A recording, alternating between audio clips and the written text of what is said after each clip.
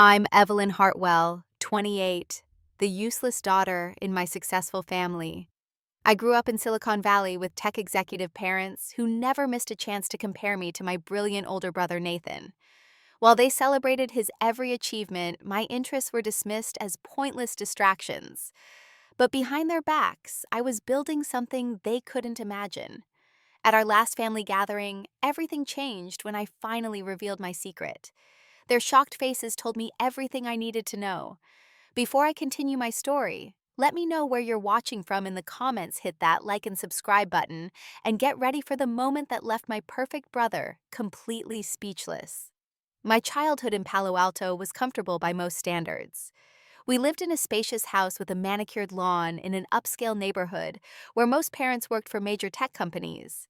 My father was a senior executive at a leading software firm, and my mother headed product development at another tech giant. From the outside, we were the picture-perfect Silicon Valley success story. My brother Nathan was 7 years older than me and showed his exceptional abilities early.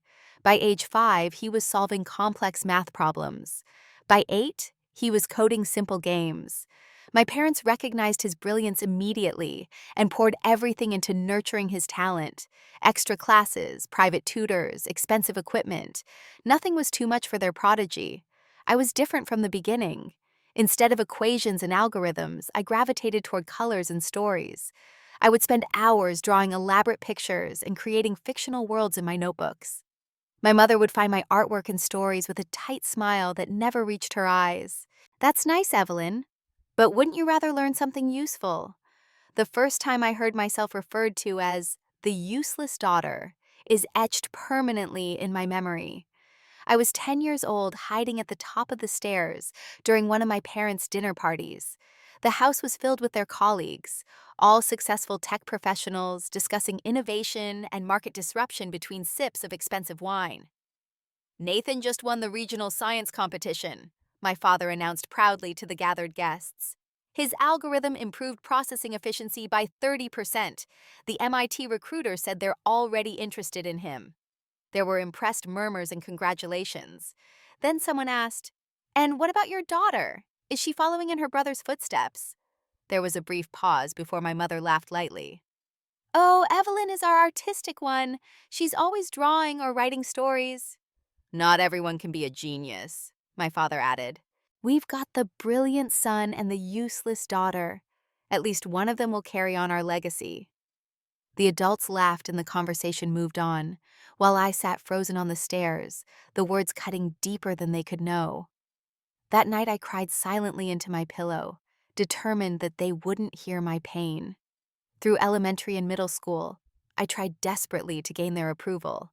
I joined the math club and science competitions. I brought home straight A's and honor roll certificates, but my achievements always paled next to Nathan's growing list of accolades. My A in advanced math was met with, "Nathan was taking calculus at your age."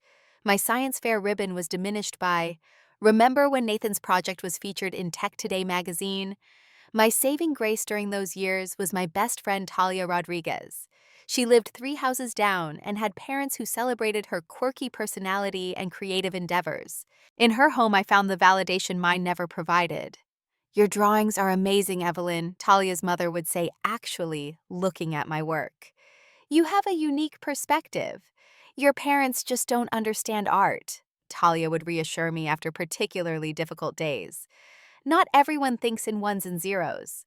By high school, I had developed a genuine talent for visual arts and creative writing, earning recognition from my teachers. My art instructor, Ms. Jenkins, even encouraged me to submit work to young artist competitions, where I won several awards. "You have a real gift for visual communication," she told me. "Your work conveys complex emotions in a way that's truly impressive." The pinnacle of my high school art career was being selected for the prestigious Young Artist Showcase at the San Francisco Museum of Modern Art. Only 10 students from Northern California were chosen. The exhibition opening was scheduled for a Friday evening, and despite their general indifference to my artistic pursuits, I dared to hope my parents would attend. "Mom, Dad, I really need you there," I said at breakfast 3 weeks before the event, pushing the formal invitation across the table. "It's a huge honor to be selected." "We'll try, honey," my mother said without looking up from her tablet. What's the date again? I told them, my heart sinking as my father frowned. That's the same night as Nathan's coding championship, he said. The one that could secure his internship at Google. Maybe we can split up, I suggested hopefully. One of you at each event? My parents exchanged a look I knew too well.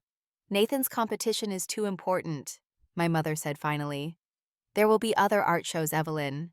That night, I stood alone beside my displayed work, as other young artists were surrounded by proud parents taking photos and celebrating. Ms. Jenkins stayed by my side as much as she could, but she had responsibilities to the event organizers. Your parents don't know what they're missing, she said kindly, but it did little to fill the hollow feeling in my chest. When I returned home that night, still in my carefully selected outfit, I found my parents and Nathan in the living room, celebrating with champagne. Nathan had won his competition, and a Google executive had personally offered him an internship position. There's our girl, my father said when he noticed me standing in the doorway. Your brother is going to be working at Google this summer, isn't that incredible? I forced a smile and congratulated Nathan. When my mother finally asked how my art thing went, I simply said fine and headed upstairs, knowing that any accomplishment of mine would always be eclipsed. That night, staring at my exhibition certificate and the business cards from two gallery owners who had expressed interest in my work, I made a private promise to myself. Someday, I would force them to see me, really see me, and acknowledge my value. I just didn't know yet how I would do it. When college application season arrived, my parents naturally expected me to follow the family tradition and pursue computer science or engineering. I had different plans. Despite maintaining excellent grades in all subjects, my passion had evolved beyond just art. I had discovered a talent for understanding consumer behavior and marketing psychology through my AP economics class. I'm applying to business schools, I announced at dinner one evening, with a focus on marketing and digital media. The disappointment on my parents' faces was immediate and unmistakable. Business, my father repeated, setting down his fork. Evelyn, with your grades, you could get into a decent engineering program. Why waste your potential on something so generic? Marketing isn't generic, I defended. It combines psychology, analytics, and creative thinking. It's not a STEM field, my mother stated flatly, as if that ended all discussion. You know how competitive the job market is. We just want what's best for you. Nathan was accepted to MIT with a full scholarship, my father added predictably. That's the kind of achievement that sets up a lifetime of success. I took a deep breath. I've already submitted my applications. Stanford's business program is my top choice. Surprisingly, I was accepted to Stanford along with several other top business schools. My parents reluctantly agreed to pay my tuition, though they made it clear they considered it an investment with questionable returns. At least Stanford has a strong reputation, my father said while writing the first tuition check, though you'd be better off transferring to computer science once you realize business isn't challenging enough. Meanwhile, Nathan departed for MIT with a grand family celebration. My parents flew with him to Cambridge, helped set up his apartment, and posted proud photos everywhere on social media. Our brilliant son begins his journey at MIT, proud parents, future tech leader. My send-off to Stanford, just 30 minutes from our home, consisted of my father helping load a few boxes into my car and reminding me not to waste this opportunity. At Stanford, I finally found an environment where my particular blend of analytical and creative thinking was valued. My marketing professors recognized something in me that my family never had: a unique ability to understand what motivated people and how to communicate ideas effectively. One professor in particular, Diana Winters, became the mentor I had always craved. After I earned the highest grade in her digital marketing strategies course, she asked me to stay after class. You have a remarkable talent for seeing connections others miss, Professor Winters told me. Your campaign proposal for the class project showed exceptional insight into audience psychology. Thank you, I said, unused to such specific praise for my abilities. I've always been interested in why people make the choices they do. That's the foundation of exceptional marketing. She nodded. But you also have strong analytical skills and creative execution. That combination is rare and valuable. Under Professor Winter's guidance, I began developing a portfolio by managing social media for local businesses. I started small, a boutique coffee shop, a vintage clothing store, an independent bookstore. For minimal fees and sometimes just course credit, I created content strategies that significantly increased their engagement and foot traffic. My first major success came when I developed a campaign for the annual Stanford Arts Festival. Working with a minimal budget, I created an interactive social media experience that went viral among students and the local community. Attendance doubled from the previous year, and the university paper ran a feature on the innovative marketing approach. I excitedly shared the article with my parents during a weekend visit home. "Look at this," I said, sliding the newspaper across the dinner table. My campaign for the arts festival was featured in the Stanford Daily. My mother glanced at it briefly. "That's nice, honey. Playing around on social media seems fun." "It's not playing," I corrected. "It's strategic digital marketing. The campaign increased event attendance by over 100%. "Social media is just a fad," my father dismissed. "Real technology innovation happens at the code level, not with pretty pictures on Instagram." Before I could respond, my mother's phone chimed with a message. Her face lit up as she read it. "Nathan just got offered a summer internship at Tesla," she announced. "Their AI division wants him to work on autonomous driving algorithms. Isn't that wonderful?" Just like that, my small victory was forgotten as my parents launched into an enthusiastic discussion about Nathan's brilliant future. I sat silently picking at my food, the familiar ache of invisibility settling in my chest. That night, lying in my childhood bedroom, surrounded by art and achievements that had never been enough, I made a decision.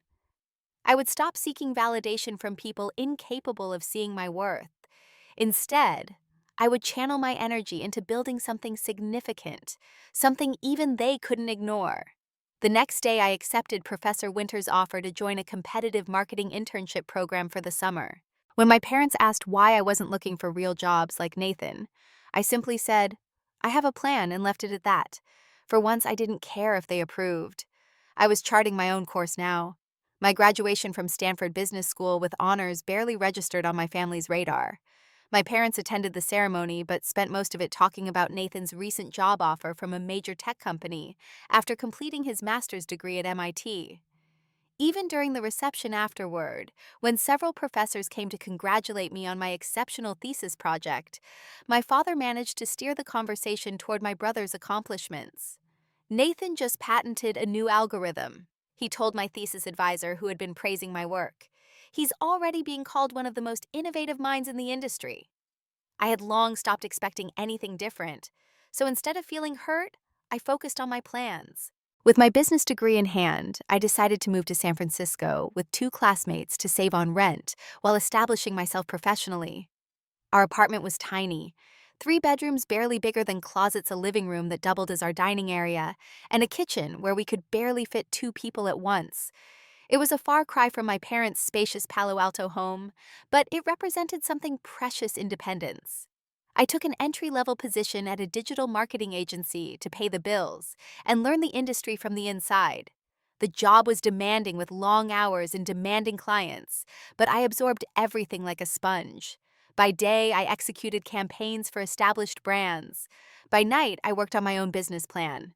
The seed of my idea had actually formed during my final year at Stanford. I had noticed a gap in the social media marketplace, a space where content creators and businesses could connect more authentically with their audiences through deeper analytics and more meaningful engagement metrics than simple likes and follows. My concept was a platform that would revolutionize how digital content was shared, measured, and monetized. It would provide tools that didn't just count eyeballs, but understood the quality of engagement and helped predict content performance based on sophisticated pattern recognition. I called it Prism, because it would reveal the full spectrum of audience connection. 3 months into my agency job, I reconnected with Jordan Kim, a former Stanford classmate, with a computer science background, who had been impressed by my marketing campaigns for student events. Over coffee in a small cafe near my office, I cautiously shared my vision for Prism. "The current platforms are all focused on quantity metrics," I explained, sketching out my idea on a napkin.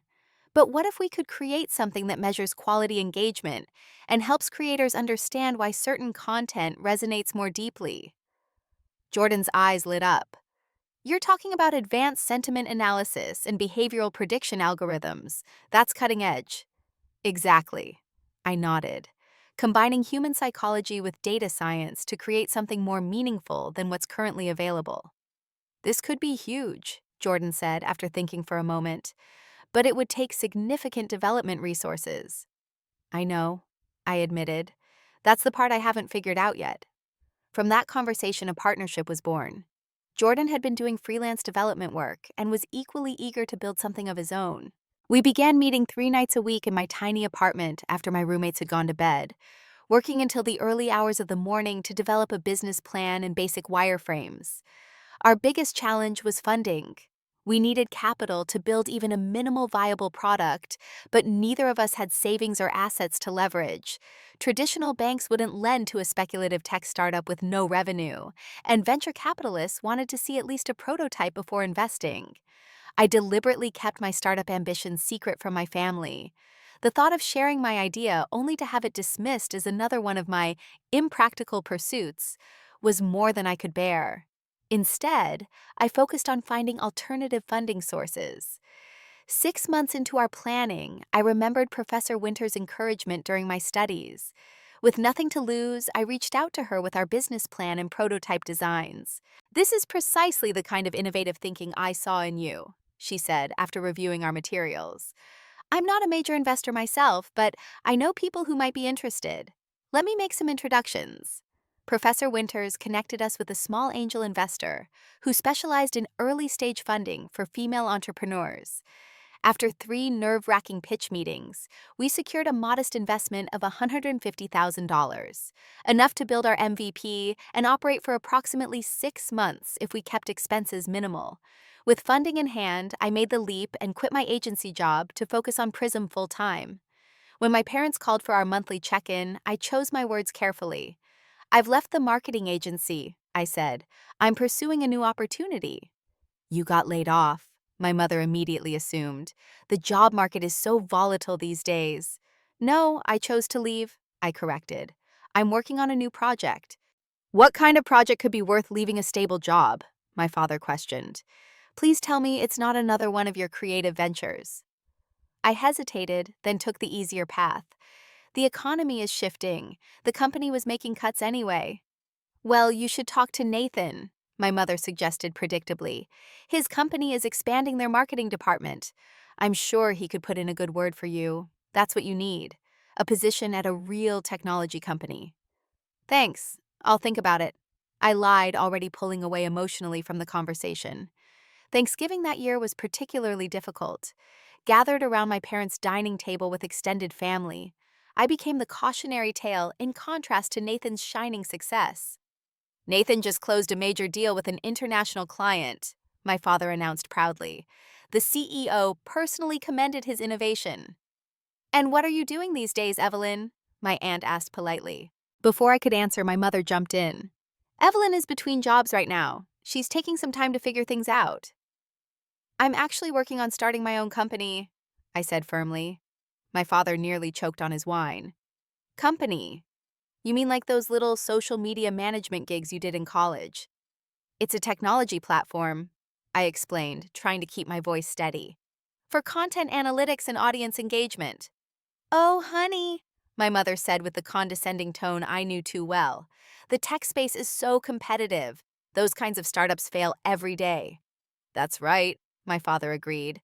"Without serious technical expertise or industry connections, you're just setting yourself up for disappointment. Why not let Nathan help you find something stable?" "I'm the family disappointment," I said quietly. "Isn't that what you've always thought?" An uncomfortable silence fell over the table. "We just want what's best for you," my mother finally said. "We don't want to see you struggling when you could have a good position through Nathan's connections." I excused myself early from dinner that night and cried the entire drive back to my apartment in San Francisco. For a brief moment, I considered giving up. Maybe they were right. Maybe I was fooling myself thinking I could build something significant. When I arrived home, I found Jordan sitting on our building's steps, laptop open, face glowing with excitement. "I've been trying to call you," he said, barely containing his enthusiasm. "I just solved the core algorithm problem we've been stuck on for weeks. The prototype is working. Evelyn, you need to see this right now." Inside, he showed me the first functioning version of our engagement prediction tool, the heart of what would make Prism unique in the marketplace.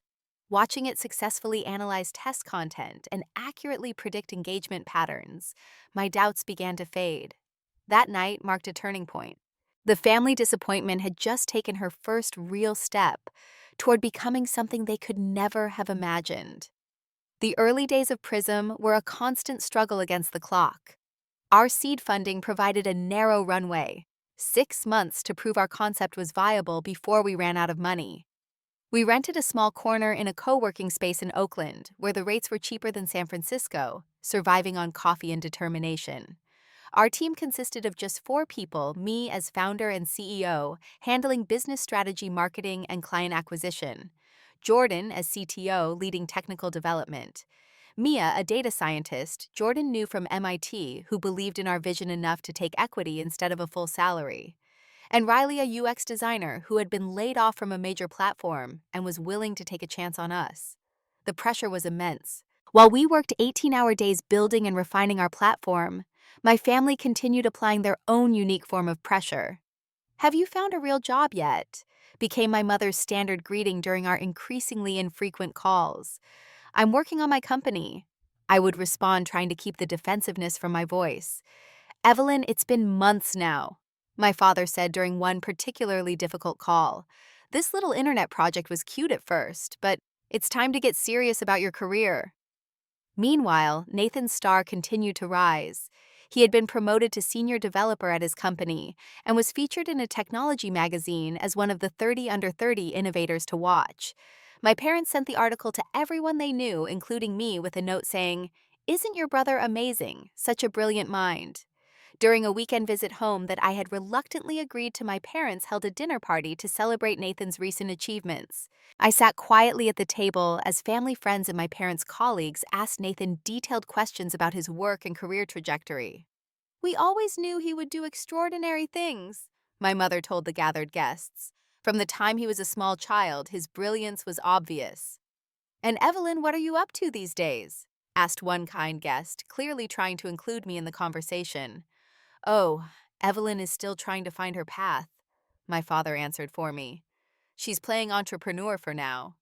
"It's not playing," I said firmly, causing several heads to turn in surprise at my tone. "I'm building a social media analytics platform that uses predictive algorithms to help creators optimize engagement." There was a moment of awkward silence before my mother laughed lightly. "Evelyn has always had such an active imagination. Remember when she wanted to be an artist?" The conversation moved on, leaving me seething silently. That night, I made another decision. I would stop sharing any information about my work with my family. Let them think what they wanted. I would save my energy for actually building Prism instead of defending it. Back in Oakland, our platform was starting to gain traction, with a small but growing user base of content creators who had discovered us through beta testing. Their feedback was invaluable, helping us refine features and fix bugs. Each positive comment from a user fueled our determination during the many moments of doubt and exhaustion. Just as our initial funding was running dangerously low, we faced a series of crushing rejections from venture capital firms. "The market is too crowded. Your user numbers aren't compelling enough yet. Without a technical founder with previous exits, the risk profile is too high. The concept is interesting, but we don't see how it scales to unicorn status." Each rejection stung, but the worst was from a prominent VC who said bluntly, "You're a marketing person trying to play in a technical space. This isn't going to work." The day after our 5th rejection, I sat alone in our small office space at 2 a.m., spreadsheets open on my laptop, showing our dwindling funds. We had less than 4 weeks of runway left. I allowed myself 30 minutes of quiet tears before wiping my face and returning to work on yet another pitch deck revision. Then something unexpected happened. A fashion influencer with over 3 million followers had been using our beta and mentioned Prism in a video about how she managed her content strategy. Overnight, our sign-up requests jumped from dozens to thousands.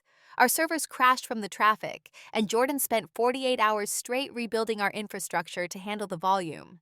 This sudden traction caught the attention of a smaller boutique venture fund that specialized in creator economy startups. Their investment associate reached out directly through our website contact form. "We've been watching your growth for the last 3 weeks," she said during our hastily arranged meeting.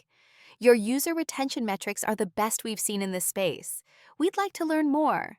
After 2 weeks of intense due diligence, they offered us $1.2 million in funding, enough to hire more developers, move to a real office, and build out our platform properly.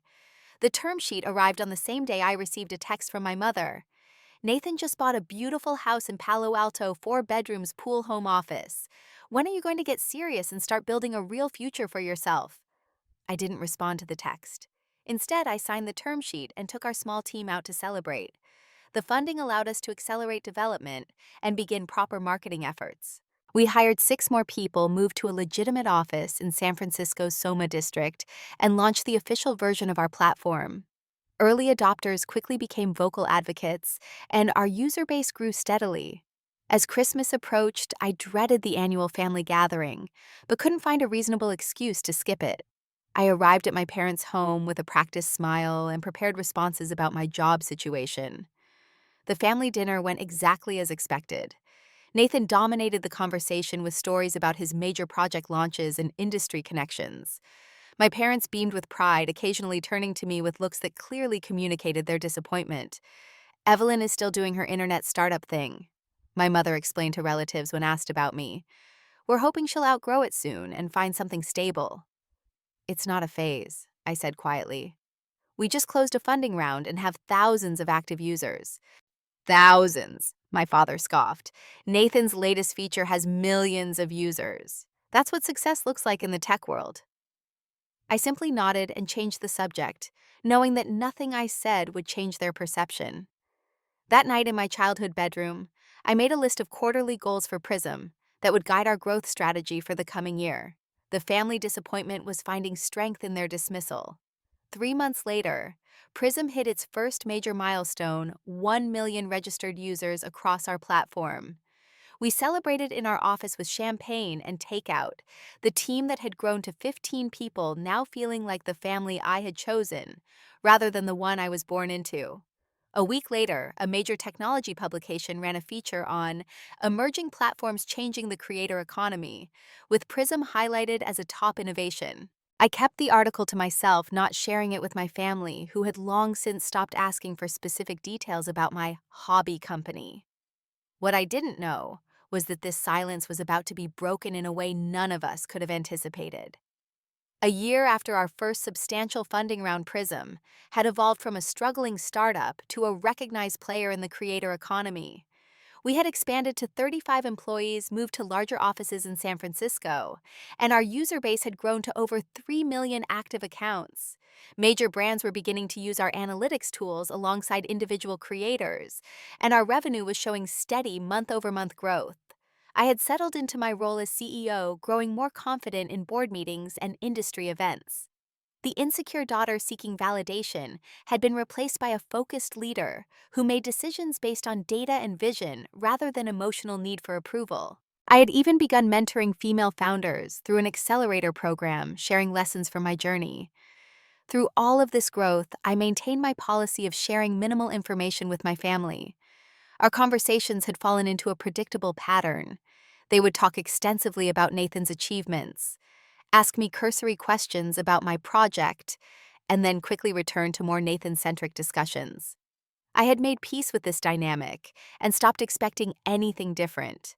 What I didn't realize was that while I was building Prism, Nathan had been assigned to lead a competing product at his company. The digital analytics space was growing rapidly, and major tech players were looking to enter the market with their own offerings.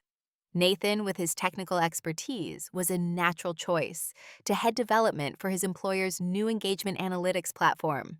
The first hint of this unexpected connection came in a technology industry newsletter that mentioned both Prism and Nathan's project in the same article about emerging analytics tools.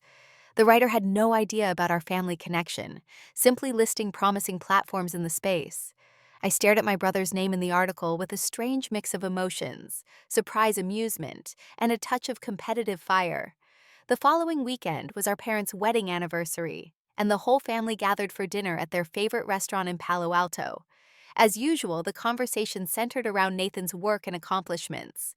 "I'm leading a major new initiative," Nathan announced proudly. "The company is investing heavily in creator analytics, and I'm heading the technical development." "That's wonderful, honey," my mother beamed, "always at the forefront of innovation." "It's a competitive space," Nathan continued. "There are several smaller companies trying similar things, but with our resources and my team's expertise, we're going to dominate the market." I took a sip of wine and remained silent, watching my brother describe features remarkably similar to what Prism had been offering for months. He had no idea he was competing directly with his useless sister. "And what about you, Evelyn?" my aunt asked politely. "Still doing your social media thing?" "Work is going well," I said simply. "We're growing." "Evelyn's still trying to get her little startup off the ground," my father explained with a dismissive wave. "It's admirable persistence, but in this economy, security is what matters." "Speaking of security," my mother interjected, "Nathan just received another substantial stock option grant. He's building real wealth for his future." I nodded and steered the conversation toward neutral territory, asking about a cousin's recent vacation. Throughout the evening, I caught Nathan watching me curiously during lulls in conversation, as if trying to figure something out. After dinner, while our parents were saying goodbye to the other guests, Nathan approached me directly. "You're being unusually quiet about your work," he observed.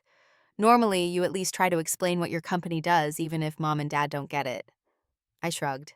"I've learned that some things aren't worth explaining to people who've already decided not to understand." "What's your company called again?" he asked. "Maybe I've heard of it. The creator economy is my focus right now." For a moment, I considered telling him everything. About Prism's growing success, about our overlapping professional territories, about the irony of him trying to build what I had already created. But years of condescension had taught me caution.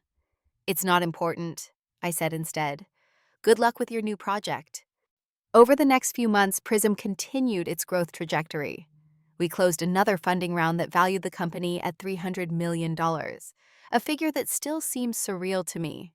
We expanded internationally, opening a small office in London to serve European clients.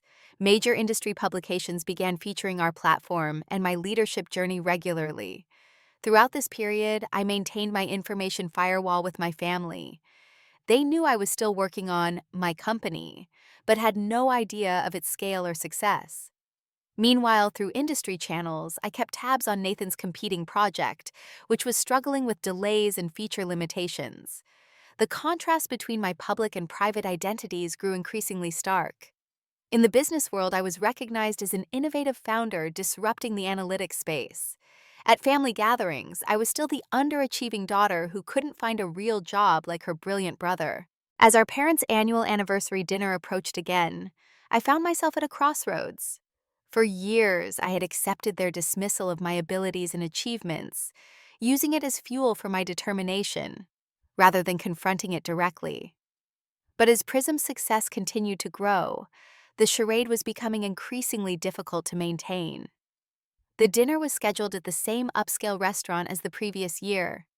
I arrived intentionally a few minutes late, taking a deep breath before entering the private dining room my father had reserved. Everyone was already seated. My parents, Nathan, and a few close family friends, who had been hearing about the useless daughter for years. "Sorry I'm late." I apologized, taking the empty seat across from Nathan. "Work meeting ran long." "No problem, dear," my mother said dismissively. "We were just hearing about Nathan's exciting news. Go ahead, Nathan, continue." My brother straightened in his chair, clearly enjoying being the center of attention. "As I was saying, we're finally launching our analytics platform next month. The company is putting significant marketing resources behind it. They see it as potentially revolutionary for the creator space." "My son, the innovator," my father said proudly, raising his glass in a toast. "The technical challenges were significant," Nathan continued, "but my team found some elegant solutions. We're expecting to make a major impact in the market." I sipped my water silently, watching this familiar scene play out as it had countless times before. "And Evelyn," my mother turned to me with her practiced smile, "still figuring things out at nearly 30. Something in her tone, the mixture of condescension and pity, struck a nerve that night. Actually, I said calmly, things are quite figured out. Oh, my father raised an eyebrow. Did you finally take our advice about looking for positions with established companies? Perhaps in Nathan's department now that he's in a leadership role. Nathan nodded enthusiastically. We could actually use someone with marketing background. It wouldn't be anything senior, of course, but it could be a foot in the door. I felt a strange calm settle over me. After years of diminishment, something had finally broken. Not my spirit, but my willingness to maintain the fiction that had become comfortable for everyone but me. That's a generous offer, I said, reaching for my phone, but I should probably mention something about my current role. I opened the Fortune magazine app to an article that had been published the previous week, then placed my phone on the table, turning it toward my parents. What's this? My father asked, reaching for his reading glasses. It's an article about my company, I said simply. Prism Analytics. My mother leaned forward to look at the screen, her expression puzzled. Prism, I thought you were doing something with social media marketing. Prism is a creator analytics platform, I explained. We provide predictive engagement metrics and audience analysis tools. We currently have over 5 million active users and just closed a Series B funding round at a $300 million valuation. The table fell completely silent. My father was staring at the phone, scrolling through the article with an expression I couldn't quite read. My mother looked from me to the phone and back again, confusion evident on her face. I don't understand, she finally said. This says you're the founder and CEO. I am, I confirmed. I founded Prism 3 years ago. We now have 50 employees across offices in San Francisco and London. Nathan had gone very still, his eyes fixed on the article. I could see the moment of recognition in his expression, as he realized that the smaller companies he had dismissed as competition included his sister's increasingly dominant platform. 300 million, my father repeated, his voice uncharacteristically weak. That's the valuation of your company. Current valuation, yes. I nodded. Though it fluctuates with market conditions, of course. Why didn't you tell us? My mother asked, a hint of hurt in her voice. I looked at her directly. Would you have believed me if I had? Before she could answer, the waiter approached our table, stopping abruptly when he saw me. Ms. Hartwell, he asked, eyes widening. I just wanted to say I'm a huge fan of Prism. It's transformed how I manage my cooking channel. Would it be inappropriate to ask for a photo later? Not at all. I smiled. I'd be happy to. As the waiter left, I turned back to my stunned family. Nathan was now frantically searching for more information on his own phone, the color draining from his face as he presumably discovered that his project was years behind what Prism had already accomplished. I should also mention, I added quietly, that the analytics platform Nathan's team is developing is actually competing directly with Prism. We're the market leader he's been trying to catch up to. My father opened and closed his mouth several times, apparently unable to form words. My mother reached for her wine glass with a shaking hand. Nathan continued staring at his phone, scrolling through what I assumed were articles about Prism's growth and my leadership. If you'll excuse me, I said, standing up calmly. I have an early flight to New York tomorrow for a speaking engagement at a technology conference. I just wanted to stop by and wish you a happy anniversary. I placed a small gift box on the table, a pair of silver picture frames I had purchased weeks earlier, and walked out of the restaurant with my head held high. The family disappointment had finally revealed herself as anything but. The days following my revelation at the anniversary dinner were strangely quiet. I had expected an immediate barrage of calls and messages from my family, but instead received only silence.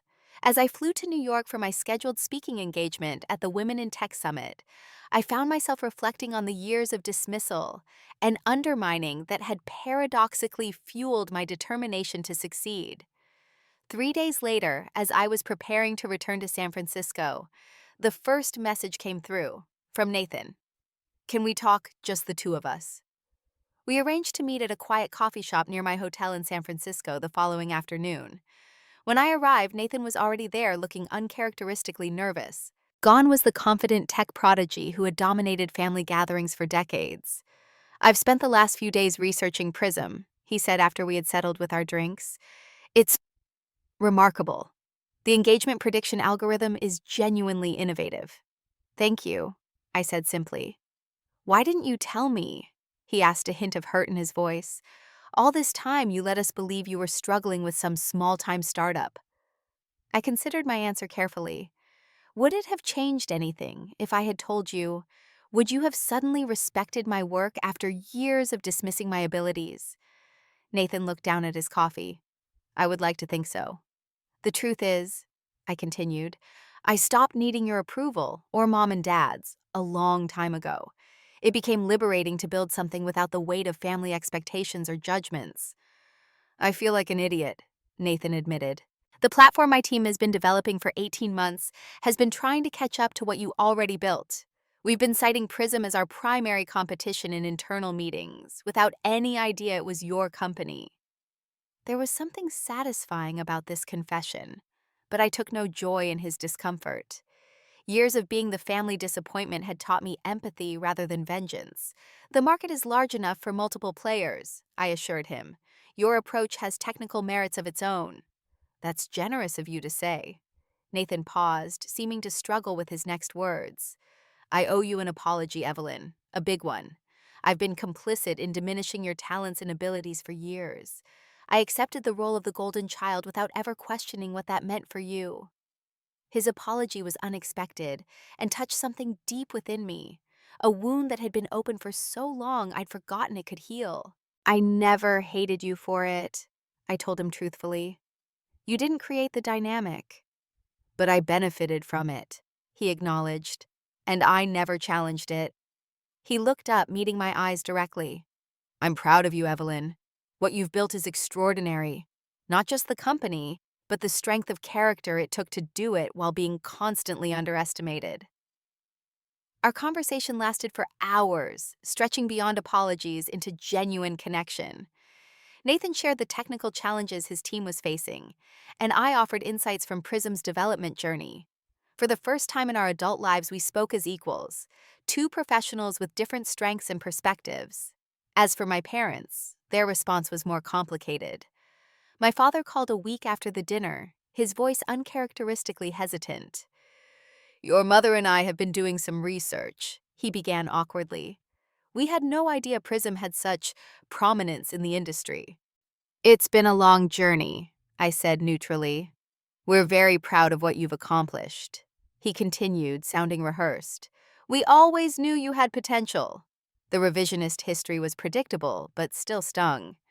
Dad, you called me the useless daughter for most of my life. Let's not pretend otherwise. There was a long silence before he spoke again, his voice smaller than I'd ever heard it. We were wrong about you. I was wrong about you. It wasn't quite an apology, but it was perhaps as close as he could manage. The conversation ended with an invitation to dinner that I politely deferred, explaining my busy schedule. My mother's approach was more direct. She appeared unannounced at my office 2 weeks later, talking her way past the receptionist by declaring herself the CEO's mother. When my assistant showed her into my glass-walled office, I was in the middle of a strategy session with my executive team. Mom, I said, surprised to see her standing uncertainly in the doorway. I'm in a meeting right now.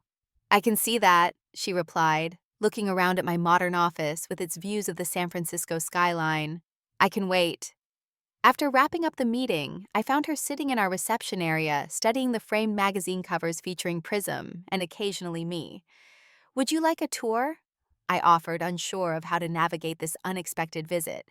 She nodded, and I showed her around our 2-floor office space, the development team area with its collaborative workstations, the marketing department's creative corner, the analytics lab where data scientists refined our algorithms, and finally back to my office.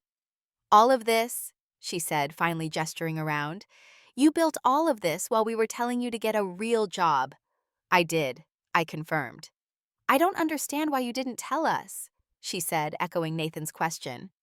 We're your parents. We would have been proud. Would you, I asked gently, or would you have found reasons why it wasn't good enough, not technical enough, not like Nathan's work? Her silence was answer enough.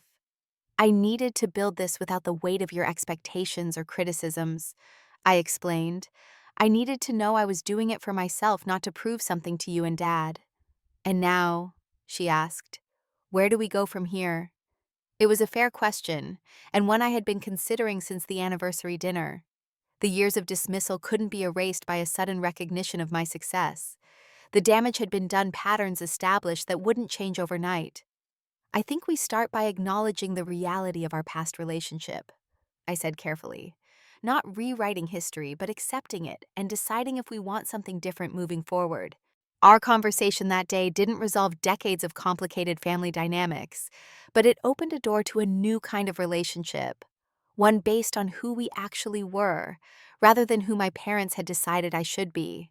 In the months that followed, I established clear boundaries with my family. I shared updates about Prism's growth and my professional journey, but maintained emotional distance when old patterns emerged. When my father slipped back into comparing me to Nathan during one dinner, I simply stood up and left. The message was clear. I would no longer participate in my own diminishment. As Prism continued to thrive, I found healing in unexpected places. I established a mentorship program for young women interested in technology and entrepreneurship, particularly those from backgrounds where their talents might be overlooked or dismissed. Working with these bright, often underestimated minds helped transform my own painful experiences into something constructive. I also reconnected with Talia, my childhood friend who had been my earliest supporter. Now a successful architect, she had followed my company's growth through industry news, but had respected my privacy by not reaching out. "I always knew you would do something amazing," she told me when we met for dinner. "Even when your parents couldn't see it, your mind worked in such unique and powerful ways." Perhaps the most profound healing came through finally accepting my own worth independent of external validation. The success of Prism had forced my family to acknowledge my abilities, but the true victory was in no longer needing that acknowledgement to believe in myself. During a magazine interview about female founders, I was asked about overcoming obstacles in my journey to success. "The most challenging barriers are often the limitations others place on our potential," I answered. "When you're consistently told you're the useless one, the impractical one, the disappointment, you face a choice: believe those limitations or prove them wrong." The interview went viral, resonating with countless others who had been underestimated by family, teachers, or colleagues. I received thousands of messages from people sharing their own stories of being the family disappointment who eventually found their path. 6 months after the anniversary dinner revelation, my parents invited me to another family gathering. This time, the dynamic was noticeably different. When relatives asked about my work, my parents stepped back and let me answer. When industry recognitions were discussed, they mentioned my accomplishments alongside Nathan's. It wasn't perfect, but it was progress. Nathan and I developed a new relationship as both siblings and industry peers. His product eventually launched, finding its own niche in the analytics space, without directly competing with Prism's core offerings. We occasionally met for professional consultations that evolved into genuine personal reconnection. The journey from useless daughter to respected founder taught me the power of defining your own worth in a world eager to limit your potential. The labels others place on us, especially those from people whose approval we crave most, can either become self-fulfilling prophecies or fuel for proving them wrong. The choice ultimately is ours. For those watching who have ever been underestimated or dismissed, remember that other people's limitations are not your reality. Your worth isn't determined by those who fail to see your unique gifts. Sometimes the greatest success comes from building something extraordinary while no one is watching, until they have no choice but to see you clearly. Have you ever been underestimated by family or friends? How did you respond to prove them wrong? Share your story in the comments below, and don't forget to like, subscribe, and share this video if it resonated with you. Remember, sometimes the useless one is quietly building something that will change everything. Thank you for listening to my story, and I hope it inspires you to believe in yourself even when no one else does.